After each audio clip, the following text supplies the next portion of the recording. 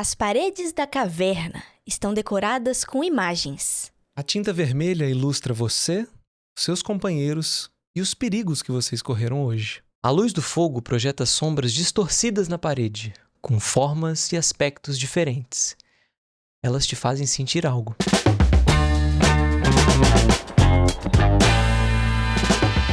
Oi, eu sou a Inaê e eu nunca joguei imagem em ação. Sempre quis. Oi, eu sou o Kainan e a minha lenda preferida é a lenda de Zelda. Claro! E eu sou o Cauê e pra encontrar a solução vai ter que usar a imaginação. Essa só sabe quem é de verdade, hein? Só quem teve infância no Disney Junior. Discovery Kids, pô. Bem-vindos ao episódio 5 do Mostrando a Língua. E hoje eu gosto desse assunto, hein, gente? Eu não imaginava que esse assunto fosse render tanta coisa legal, cara. É difícil falar pouco sobre esse assunto, hein? Eu, como estudante de artes, digo que a gente vai entrar um pouco nessa linha. E eu gosto de falar sobre. Você literalmente estudou pra fazer esse episódio, né, Inaê? Eu estudei. Bom, dito isso, vamos começar nosso papo de hoje? Vamos, né? Bora? O episódio de hoje é sobre a imagem e a ação.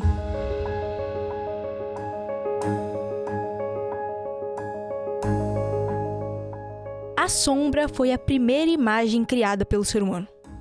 Toma, só isso. Aspas fortes. Já pararam pra pensar nisso?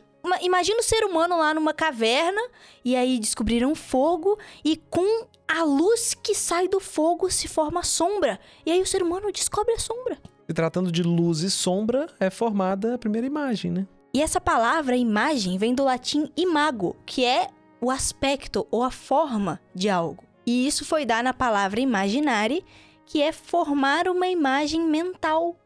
Imaginar. Olha que fantástico, você tá fazendo uma forma mental. Sério, eu sinto que a gente tá num checkpoint do episódio aqui já, que é chegar nessa conclusão. Imaginar é formar uma imagem na sua cabeça, cara. Trazendo a sombra e a imagem, a gente pode pensar na primeira manifestação que a gente já mencionou aqui, que eram as pinturas rupestres, né? Em latim, rupes significa rocha, rochedo ou mesmo gruta. E aí você imaginar um grupo de seres humanos vivendo dentro de uma gruta e povoando aquilo ali, nós estamos falando de 45 mil anos atrás, o ser humano já manifestando uma imagem com significado. Está sendo colocada ali numa pintura um retrato do que eles viam. E é por isso que esse assunto é muito louco, porque ele chega a ser filosófico. A filosofia trata dessa relação com a realidade, né? Você pensar sobre e fazer sentido da vida, do mundo. E aí tem um filósofo chamado Hans Jonas, que é um filósofo alemão, que nos anos 60 descreveu um conceito que eu achei fascinante. Existe o conceito do Homo faber, que seria o homem no estágio em que fabrica as coisas, e logo após viria o Homo sapiens, que é o homem que sabe, que começa a tomar consciência, né? Tanto que nós temos o sapiens sapiens, que é o que sabe que sabe.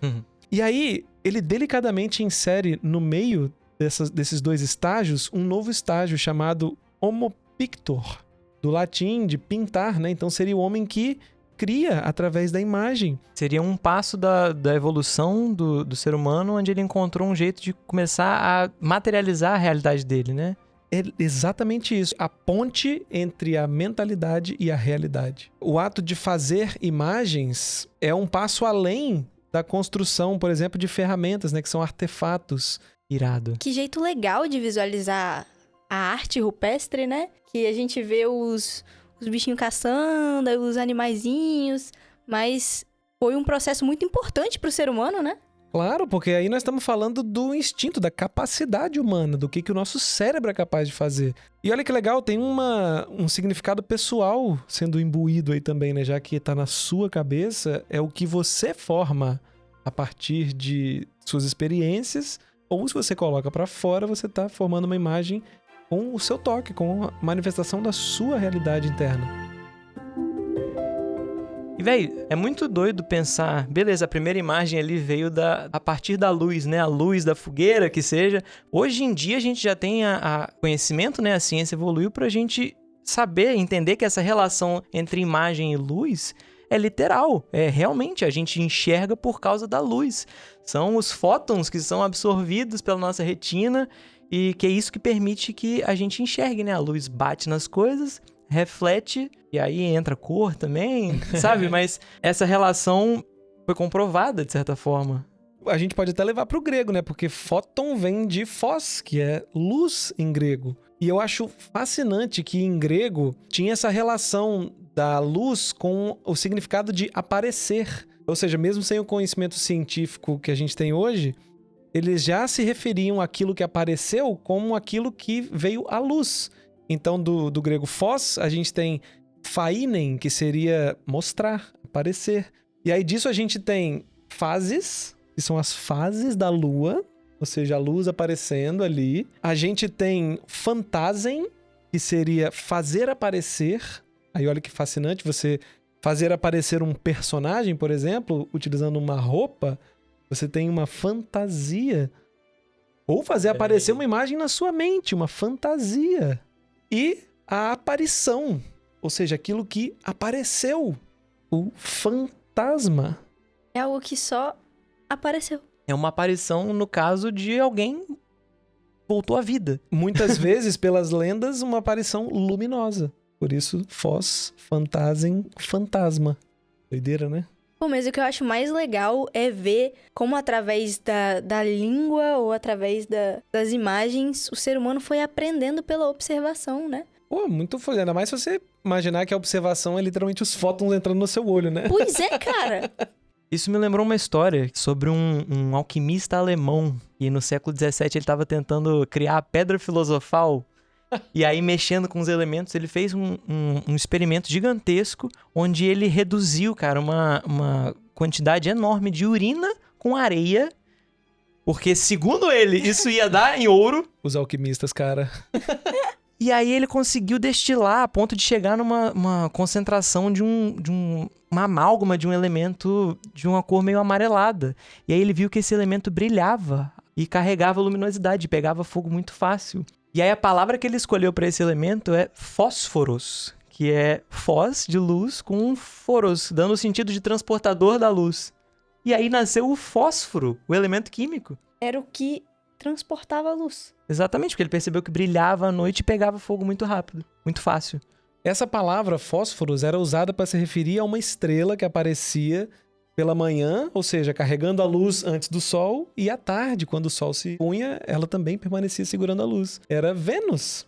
Fósforos, no grego, ou, em latim, Lúcifer, que é um substantivo latino para falar aquele que é portador da luz.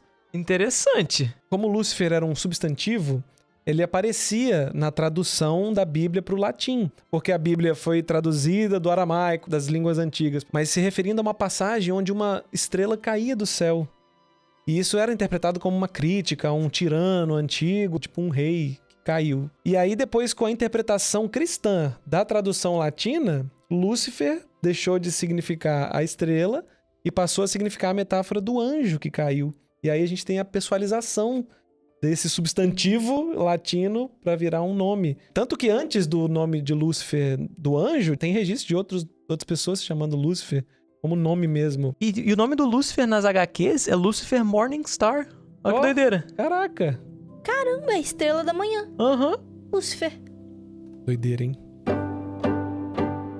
E conforme o tempo foi passando, o ser humano foi aperfeiçoando esse jeito de trazer a realidade e as imagens que estavam na cabeça dele, né? E eu gosto de enxergar isso não só como algo que você faz sozinho, mas você pode fazer em grupo. Isso pode virar uma atividade social.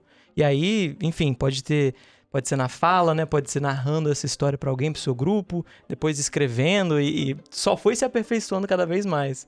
Cauê, no episódio 3 a gente tava falando sobre o ser humano desenvolvendo a linguagem, e aí você fez um raciocínio legal que eu acho que acabou não indo pro episódio. Você falou que a partir do desenvolvimento da língua, da linguagem, o ser humano começou a conseguir se referir a certas coisas de forma específica. Então, por exemplo, se eu falo, uma árvore, todo mundo imagina uma árvore. Uhum. Se eu falo um cometa, todo mundo imagina um cometa. Porque a língua evoluiu a ponto da gente ter uma palavra que denomina uma coisa, nesse caso, um cometa. Olha como isso é um raciocínio que está na sua cabeça e que você usa de um artifício que o ser humano desenvolveu para trazer ele para o mundo. E aí olha que interessante, o ser humano então é capaz de transmitir uma imagem de sua cabeça para outros. Então a gente começa a lidar com a imaginação ou a narrativa, igual a gente falou, como uma atividade social, uma coisa que passa de um para o outro e de geração em geração sucessivamente, né? E aí tem o latim tradere, que significa entregar, nasce então a tradere, você entregar para as próximas gerações, a tradição.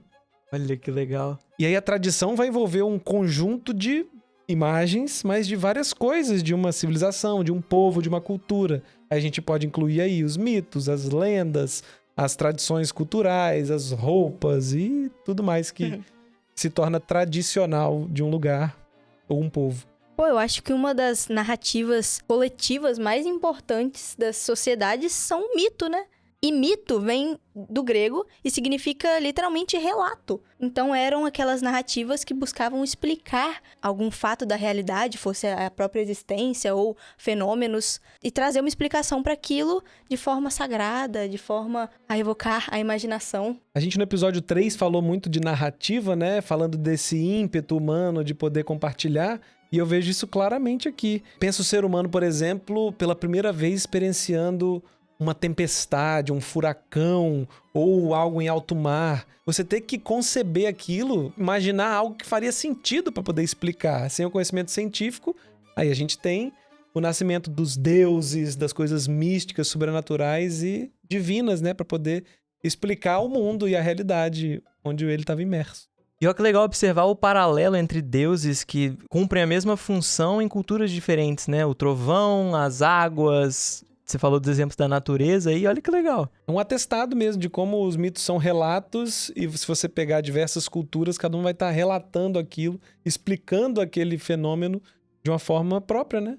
E aí pensando nessas coisas todas de mitologia especialmente, tem uma definição também que nasceu um pouco tempo depois, né, Naná? Que eu lembro que você contou pra gente. Nos mosteiros medievais, os monges ou as freiras tinham que ler alguns documentos como parte dos seus estudos, né? E esses textos a serem lidos eram chamados de legenda. Legenda no latim significava a ser lido. Nisso incluíam histórias dos santos, histórias de figuras importantes para a Igreja Católica. E aí, durante a Reforma Protestante, os protestantes foram revisar esses textos a serem lidos e eles dividiram entre histórias de santos reais, histórias autênticas e histórias que eles consideravam que eram mais fictícias do que outras. Foram embelezadas demais. É, porque a igreja teve um pouco disso durante a Idade Média, né? De canonizar reis, enfim. Pessoas que, aos olhos dos protestantes, não eram santos. Então, eles começaram a se referir a esses textos que não eram autênticos, eram as legends, eram as lendas. A palavra começou a ser usada nesse sentido. Inclusive, legenda realmente era a ser lido. Tem livros que é tipo, as legendas tais. Meu Legenda Deus. Áurea. Sério? Uhum. E aí até hoje tem as legendas que você lê. Olha só, elas Olha só. Caraca. Então no português a gente teve uma bifurcação aí de legenda e lenda. Uhum. A gente acabou ficando com as duas palavras, né? É, porque em inglês tem o legend, mas tem subtitle, né? Não faz o menor sentido. É verdade. Subtítulo. E aí a gente vê com os germânicos, com de quem que eles puxaram. Muito massa.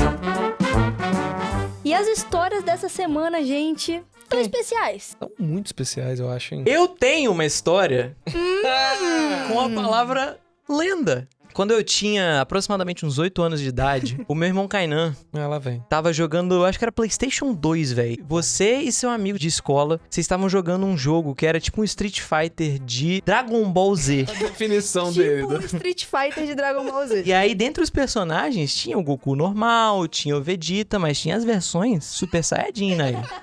Meu Deus. Que era Legendary Super Saiyajin. Ou como o Cauê de 8 anos falaria, o Legendário Super Saiyajin. A Naná que falava assim quando era criança. Eu tinha língua preta. Mas aí eu sei que no dia que eu vi o Legendário Super Saiyajin, o Kainan virou pra mim e falou: Cauê, em português é lendário, pô. Aí eu olhei pra ele, ignorei completamente. E na hora de escolher o personagem, eu falei: eu quero ser o Legendário Super Saiyajin. Isso foi uma batalha que acho que durou 5 anos. De você tentar me convencer de que não existia legendário, e sim lendário. E eu fiquei por muito tempo da minha vida falando legendário, sei lá o quê. No Mu, pegava um item, ou algum joguinho tinha um item Legendary, eu falava que eu peguei o legendário, sei lá o quê. A minha raiva vinha daí, na verdade, porque os jogadores de Mu Online chamavam o Legendary, que era um set de mago, de legendário, mas não era lendário. Lendário, é isso, o set era lendário. Era isso, mano. Era o legendário mais 13 que eu tinha. Eu lembro de um dia constatar isso e pensar, nossa, É lendário que fala, né? Eu tenho uma história também com a palavra fantasma. Houve uma época em que eu tinha voltado da faculdade, né? Eu fiz faculdade fora e voltei pra nossa cidade, pra casa de papai e mamãe. E nessa época morávamos todos os irmãos juntos ainda. O Dan, nosso irmão mais velho, ainda tava morando em casa. E aí, cara, eu,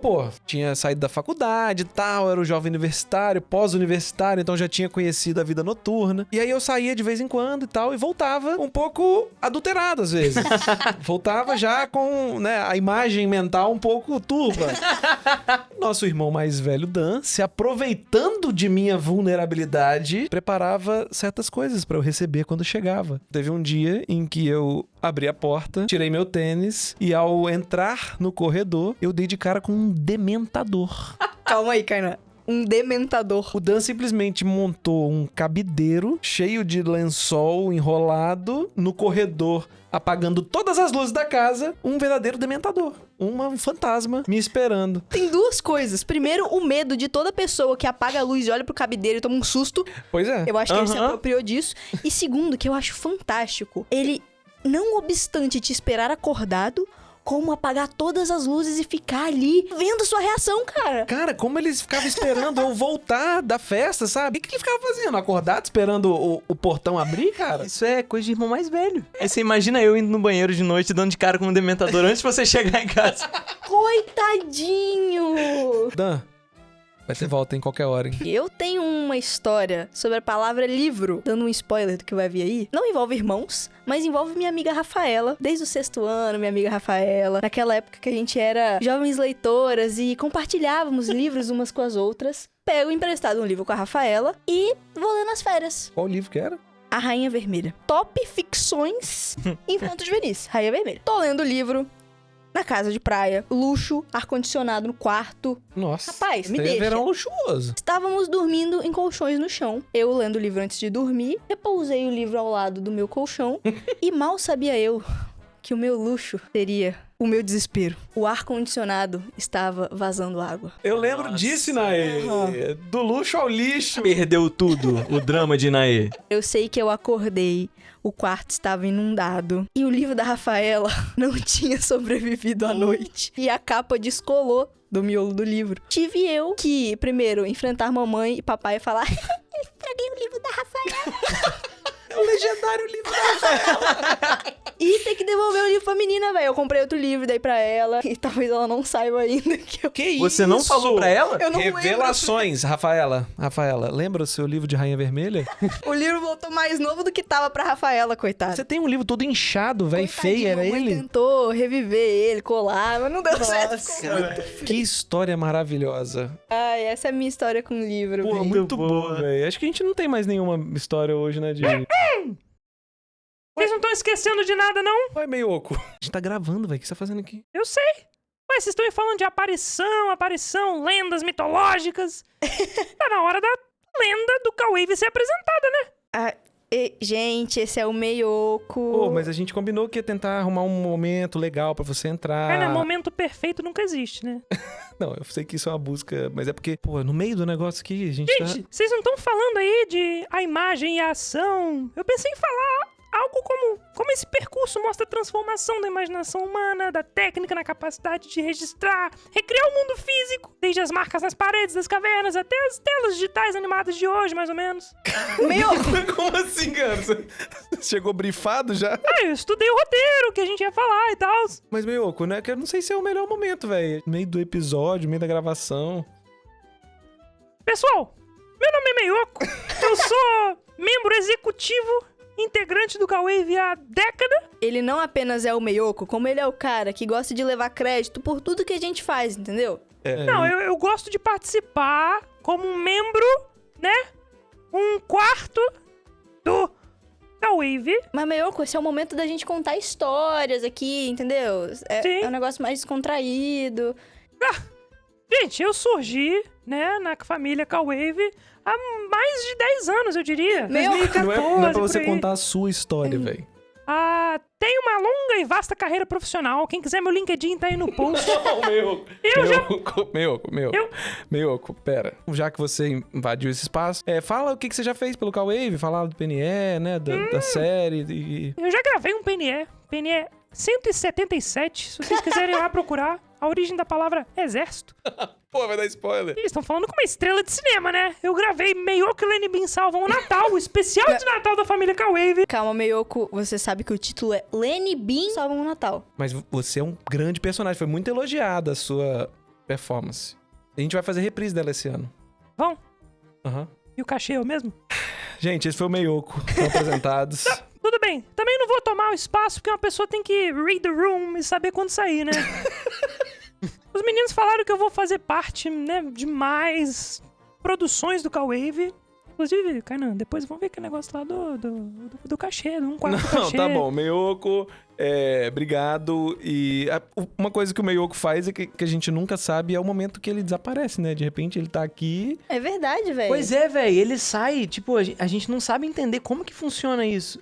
Pois é. Cai- Meiyoko? Esse é o Meiyoko, gente. Esse foi o Meiyoko. O que será que ele vai aprontar, cara? Eu tô até com medo. Era uma vez o ser humano que, diante do fogo, descobriu a sombra. Da sombra nasceu a imagem, da imagem nasceu a história. E desde então, nunca mais parou de imaginar. Uma das formas da gente transmitir um relato tem a ver com contar uma história. E olha que interessante, contar, essa palavra vem do latim computare, que foi dar em computus, que é cálculo, que está relacionado com contas matemáticas. E aí, com o tempo, essa palavra ganhou esse sentido de narrar, de contar uma história também. Então, contar teria relação com o fato de uma história poder ser enumerada em episódios, por exemplo. Então, é um conto. Exatamente, dá pra fazer essa relação. Então, a gente tem a conta e o conto. Olha que loucura. Existem formas de contar histórias, né? Que o ser humano foi achando ao longo da sua evolução. Como, por exemplo, as fábulas. Grande Esopo. A gente ouve a fábula da cigarra, da formiga. Isso são todas narrativas que ele criou 6 séculos antes. De Plínio. Plínio nasceu em 23, né? Exatamente. É verdade. Aristóteles e Platão falavam de Esopo. Ele antecedeu os dois, tipo, por muitos e muitos anos. Meu Deus, Esopo é velho mesmo, hein? As fábulas dele, as histórias que ele contavam, realmente impactaram a sociedade grega ali na época. Tem esse lado mais, uma lição de moral, né? Com a personificação de algum animal. Uma história já sendo contada com uma intenção. Nesse caso, seria uma lição de moral, talvez voltada também pro infantil, né? Hoje em dia, pelo menos. Uhum. Aham. Inclusive, algo fantástico, algo incrível, algo difícil de acreditar mesmo, como um animal falando, era algo fabuloso. É só, velho. Fabulosa observação, Inaí. Obrigada, Caio. Uma outra forma de contar histórias, que é muito conhecida, é a que Jesus usava, né? Para poder transmitir as suas mensagens de forma mais fácil de entender, ele fazia analogias. Então ele contava parábolas. Aí, ó que doideira, na física a gente tem o movimento de parábola, que também tem a ver com corpos análogos, ou que estão lado a lado. E o trajeto entre eles. Uma analogia também, de certa forma. E eu acho que não tem como falar disso tudo e não falar do livro, né? Essa forma de contar uma história. E livro vem do latim liber ou librum, que significa a parte interna da casca de árvore. Antes de escrever no papel, eu escrevia em árvore. Olha que loucura. E aí depois acabou recebendo o nome da coisa, né? Tem uma palavra pra isso, não tem? Quando uma coisa vira sinônimo daquilo que é feito? Isso, metonímia. É parte pelo todo, mas também tem nome pela marca. É tipo palha de aço virar bombril. A lâmina de barbear vira gilete. Mais exemplos, entre em contato com a mostrandalingua.cast. O Librum deixou de ser só a película da árvore e passou a ser a obra que era escrita. Então o livro é só Esse compilado de cascas de árvore. a escrita, por exemplo, em placas de argila, ou mais tarde, quando os egípcios inventaram o papiro, que inclusive o Iberê Tenório já ensinou a fazer no Manual do Mundo. Um beijo, Iberê.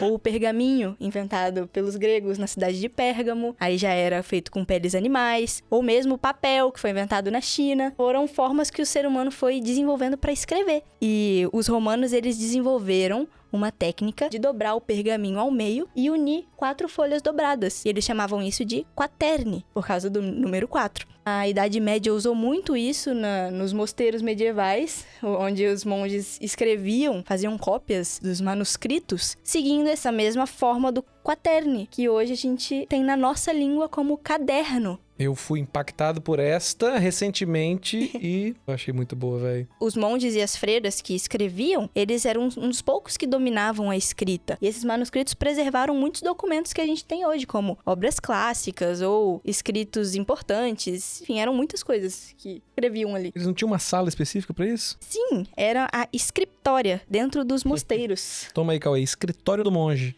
Rapaz, imagina escrever uma obra inteira dessas na mão, cara. Os manuscritos não eram só escritos com aquela caligrafia perfeita, mas também iluminados. Era decorar a página. Vocês lembram do começo de Shrek? Que tem... Caraca! que tem aquele livro medieval que abre e tem aquela letra enorme, colorida, com vários desenhos em volta. Sim. Aquilo é um manuscrito medieval. E aí os livros, ao longo da história, foram registrando tantos acontecimentos, inclusive servindo como uma forma de traduzir a imagem para as pessoas que estiverem lendo. Então as pessoas liam e imaginavam. Você forma as imagens que aquela pessoa quis passar. Eu encontrei uma citação do Carl Sagan que mexeu muito comigo, velho, que se relaciona muito com isso. Sobre o livro. O livro é uma coisa feita de uma árvore com rabiscos dentro. Você olha pra isso e de repente você tá na mente de alguém que pode estar até milênios atrás. O livro quebra as barreiras do tempo e são a prova de que o ser humano é capaz de fazer mágica. Olha que demais, velho. Coisa linda. Então, a imagem passa a tomar forma.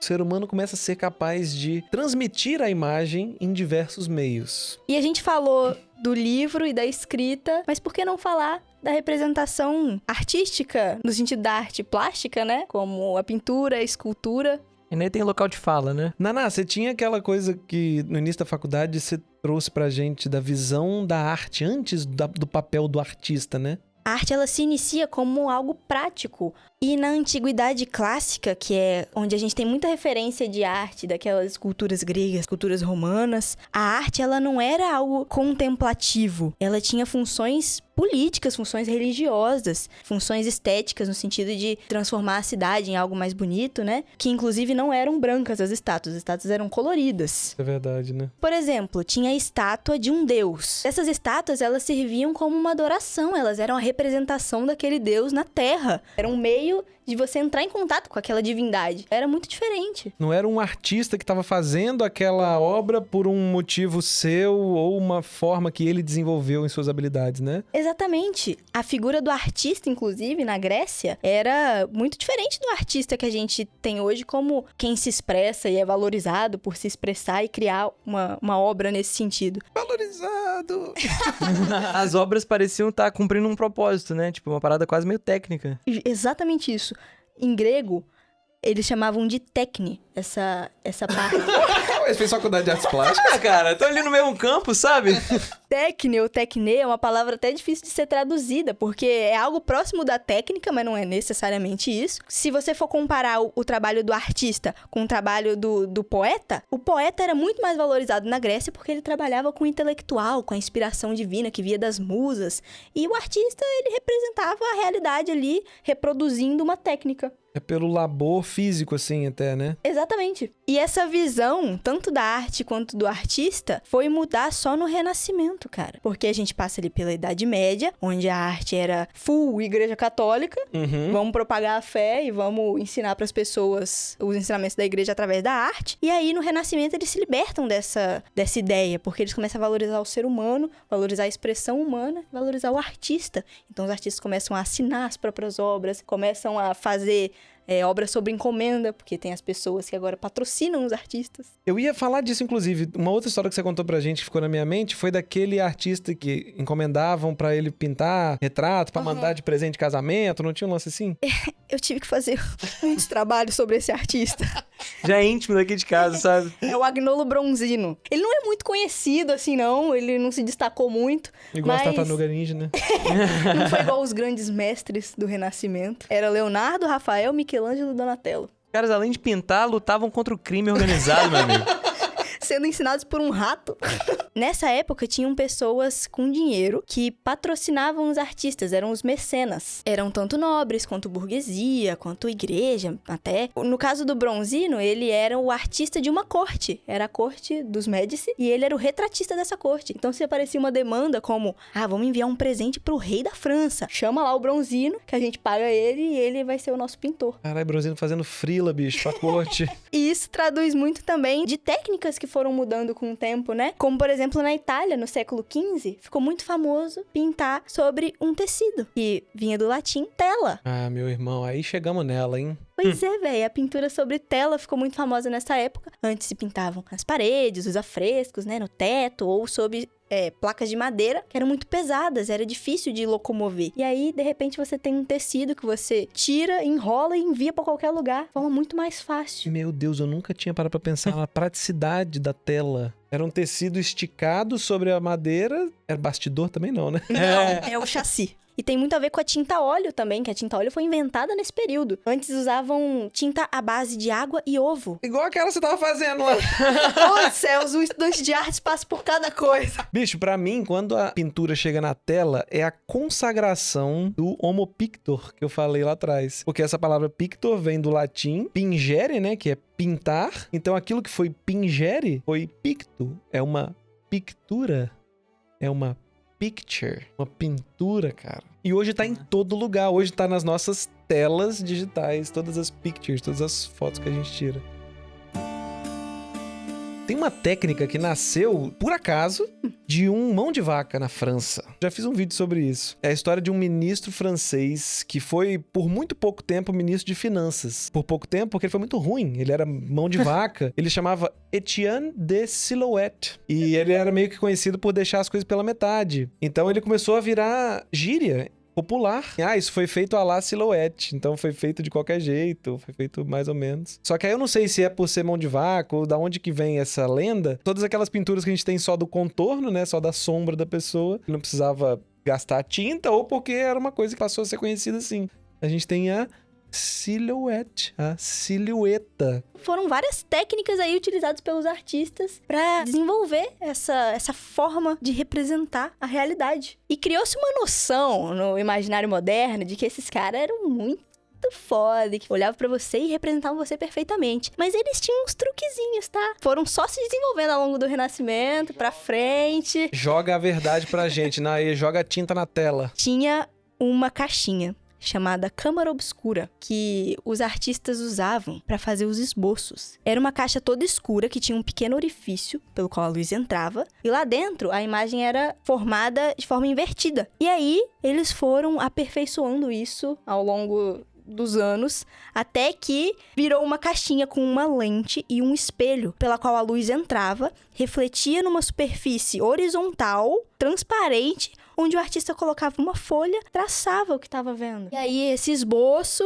super bem feito, era passado para uma tela ou para um suporte maior. Mas que era um truquezinho, cara, quase como se projetasse alguma coisa mesmo. E tem gente reclamando de artista hoje que usa projetor pra fazer ampliação em telas grandes, né? Pois é. Ai, gente. Mal sabem eles. Leonardo da Vinci já usava isso. Esmero e manualidade, como diria Felipe Grimaldi.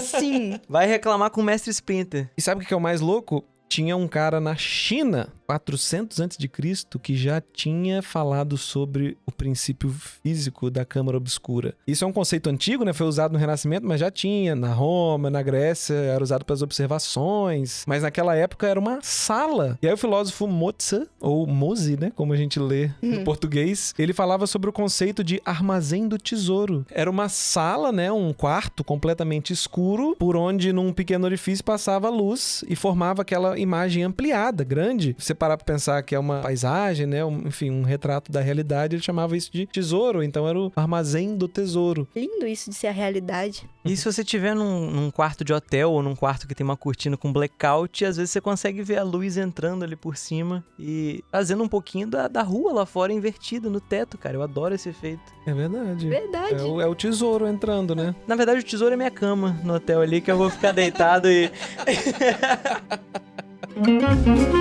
Olha que legal esse caminho, então, né? A gente parte lá da imagem mental se manifestando e percorre toda uma história até chegar no momento onde o ser humano consegue capturar a realidade, seja numa tela ou mesmo na evolução da câmera obscura. Você mencionou que eles foram adicionando coisas, né? Então, colocou-se uma lente para poder Deixar a imagem mais nítida. exatamente ter mais controle ali daquela entrada de luz, para ter um obturador, depois um espelho para poder refletir. O próximo passo foi ter um filme que era capaz de registrar essa luz e mantê-la ali. Então, nasceu a câmera. E nada mais é do que uma câmera obscura com filme. Isso é fantástico. Tava lá o tempo todo. Então, ao invés de você ter que desenhar por cima, eles inventaram uma película que aí evoluiu com uma tecnologia por si só, mas que era capaz de absorver os fótons e literalmente capturar, registrar aquele momento. Olha que invenção fantástica que é a câmera. Mas a câmera foi literalmente diminuindo, né? Até chegar em algo que você consegue segurar na sua mão. A gente falou de fótons no começo do episódio. Você tá aí capturando os fótons na câmera, está escrevendo com eles, você tá fazendo uma fotografia. Nossa, cara. Fotografia de escrever, de gravura. Isso é uma coisa que com o digital a gente perdeu muito essa noção, né? Você falando de fotografia analógica, aprendi muito com você sobre isso, Nani. Imaginar que o filme realmente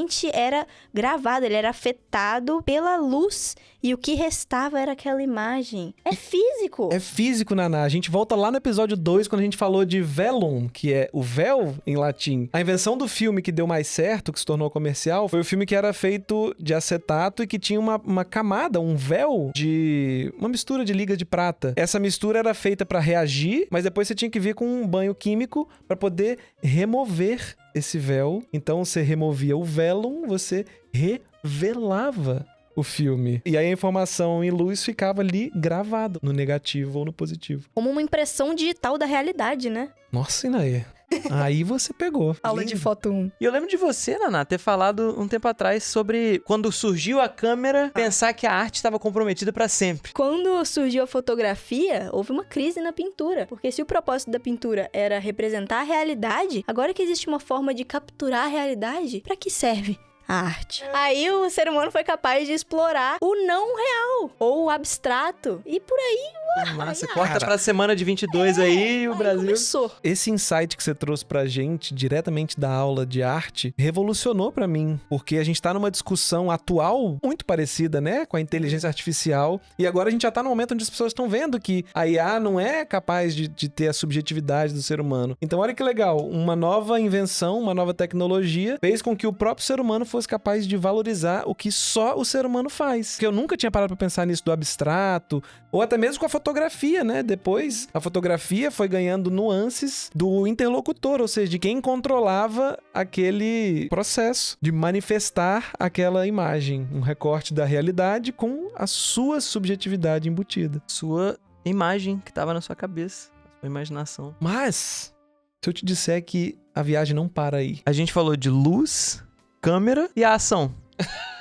Eu acho um excelente ponto pra gente fechar o episódio de hoje numa invenção emblemática. A ação vem justamente quando o ser humano consegue elevar a tecnologia da fotografia para uma invenção que não só capturava várias fotografias, como projetava todas elas numa sequência rápida, fazendo assim a captura do movimento, ou do grego, kinema. Kinematografia, a cinematografia. Nós temos o cinematógrafo, um dispositivo inventado na França capaz de não só capturar, como projetar aquelas imagens para um público. Dessa invenção nasceu o cinema. Aí é cenas para os próximos capítulos. Literalmente. E olha que lindo isso, cara. A figura do projetor, pra mim, é o momento onde o ciclo se fecha. Se a gente vem lá de trás de uma visão do mundo para dentro, a gente agora finalmente consegue projetar, como uma câmera obscura invertida, a imagem de dentro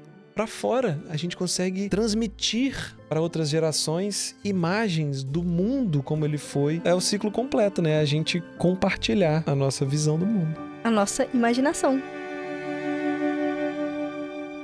Com a chegada do cinema, a gente passou a compartilhar a imagem em movimento, a projetar a realidade. Isso veio parar no nosso bolso.